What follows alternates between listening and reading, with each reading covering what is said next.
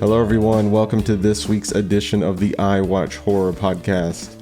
As always, I am your host Matt, and today we have news on The Conjuring, Alien Earth, and much more. Before we get started, be sure to like and rate the show. If you're listening on YouTube, subscribe for all kinds of great horror content. With that out of the way, let's get to it.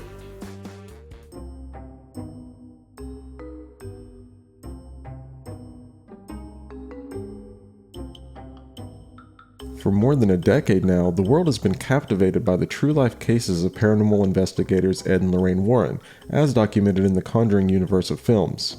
But this past weekend, the franchise may have had its biggest moment yet.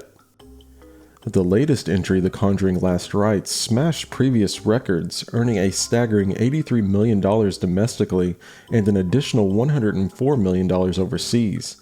That global total of $187 million doesn't just make it the biggest opening for the franchise, it also vaults it into the conversation for one of the top horror openings of all time. This is particularly impressive when you consider that the previous franchise record holder, The Nun, opened with little over $53 million.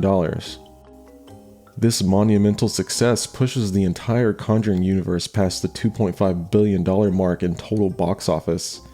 Analysts are already predicting that Last Rites will carry the franchise well beyond $3 billion by the time its theatrical run concludes. The question now becomes, where does the franchise go from here? Recently, James Wan, the original director of The Conjuring, weighed in on the possibility of a fifth film in the main series. Wan was pretty clear that if The Conjuring 5 were to happen, the story would need to focus on the heart of the franchise, the relationship between Ed and Lorraine Warren.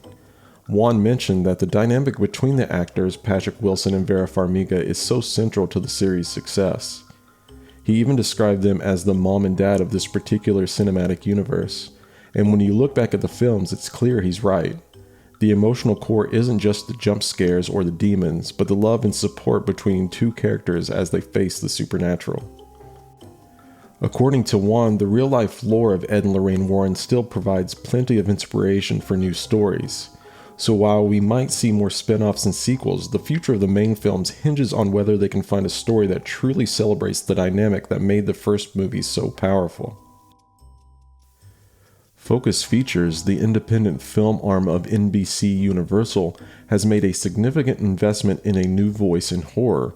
The studio is set to acquire the distribution rights for Curry Barker's directorial debut Obsession for a reported sum of over $15 million. The film, which had its world premiere at the Toronto International Film Festival as part of the Midnight Madness block, has been generating considerable buzz. Obsession follows a young man, a hopeless romantic, whose wish for his crush to fall for him takes a very dark and twisted turn. Barker is a name that may be familiar to some. He previously made a name for himself with his found footage horror film Milk and Cereal, which he wrote, directed, and starred in.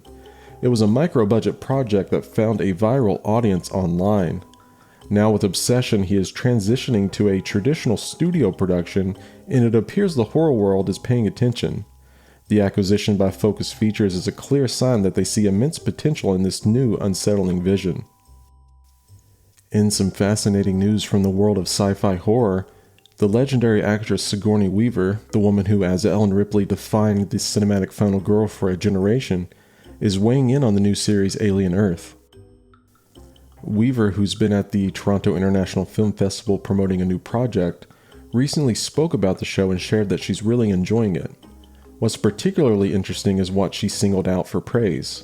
She said she admires the show's scope, noting that it's about much more than just a single alien threat. It's about the state of the world and where things are headed a century from now. That's a huge departure from the isolated, claustrophobic settings that defined the original films. The actress has also expressed admiration for showrunner Noah Hawley's expansion of the universe, and she had some very specific compliments for the new creatures the show has introduced. She said they are terrifying and remarkable. In the past, the franchise has primarily revolved around the xenomorph, but with Alien Earth, the show is expanding that threat, introducing new organisms like the T. ocelus, which takes over the host's brain. Weaver put it perfectly. It's like we don't have enough problems with the alien, we need 50 more.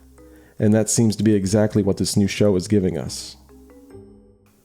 In what is probably the most unexpected pairing since, well, Archie meets the Punisher, We have news from the world of comic book crossovers. Publishers Dynamite Entertainment and Archie Comics are joining forces for a new multi-title deal, and they're kicking it off with a seriously wild ride, Archie and the Army of Darkness. The setup is exactly what you might expect. The wholesome teens of Riverdale will be thrown into a terrifying situation when the Army of Darkness and the dreaded Necronomicon invade their idyllic town. But fear not, because Riverdale won't be without its own chainsaw-handed hero. The one and only Ash Williams will be there, ready to team up with Archie and his crew to fight back against the monstrous hordes. This isn't the first time the Archieverse has flirted with the macabre. The company has a whole Archie horror imprint, so they're no strangers to the undead. But this new collaboration promises to be something else entirely, pitting the groovy, wisecracking Ash against the high school angst of Archie and the gang.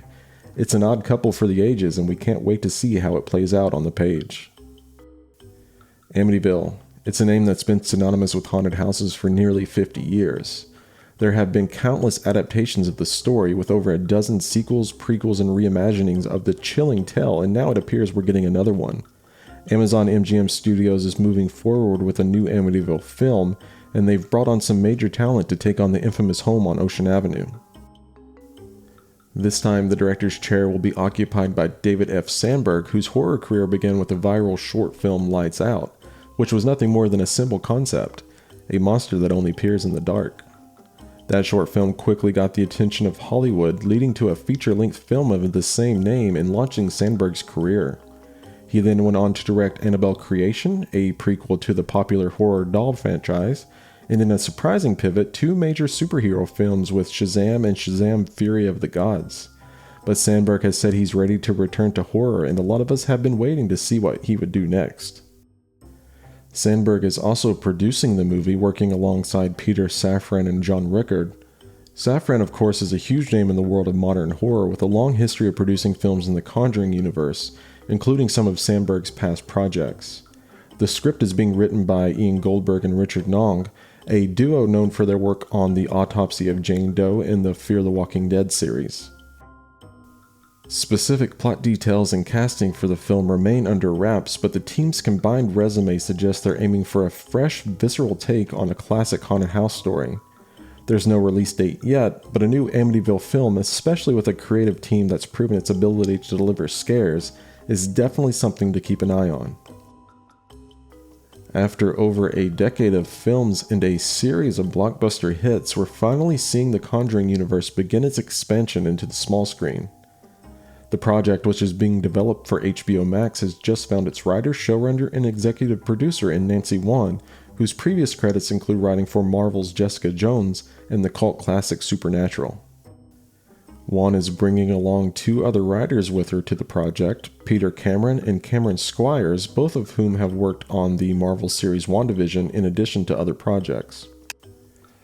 For now, the details are sparse. We don't have any idea what the plot will entail or what the cast will look like, and so far there hasn't been any word on whether or not Vera Farmiga or Patrick Wilson will be reprising their roles as the iconic paranormal investigators Ed and Lorraine Warren. The only information we have at this time is that the series will pick up where the feature films left off. The fact that the show is moving forward at all is enough to give fans of the franchise something to look forward to.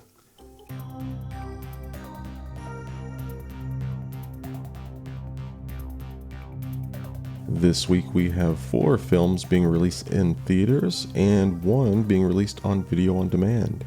Up first, The Jester 2, and the synopsis reads: on Halloween night, teen magician Max finds herself locked in a brutal showdown with the Jester, a nightmarish and supernatural trickster with a real dark magic and a killer act.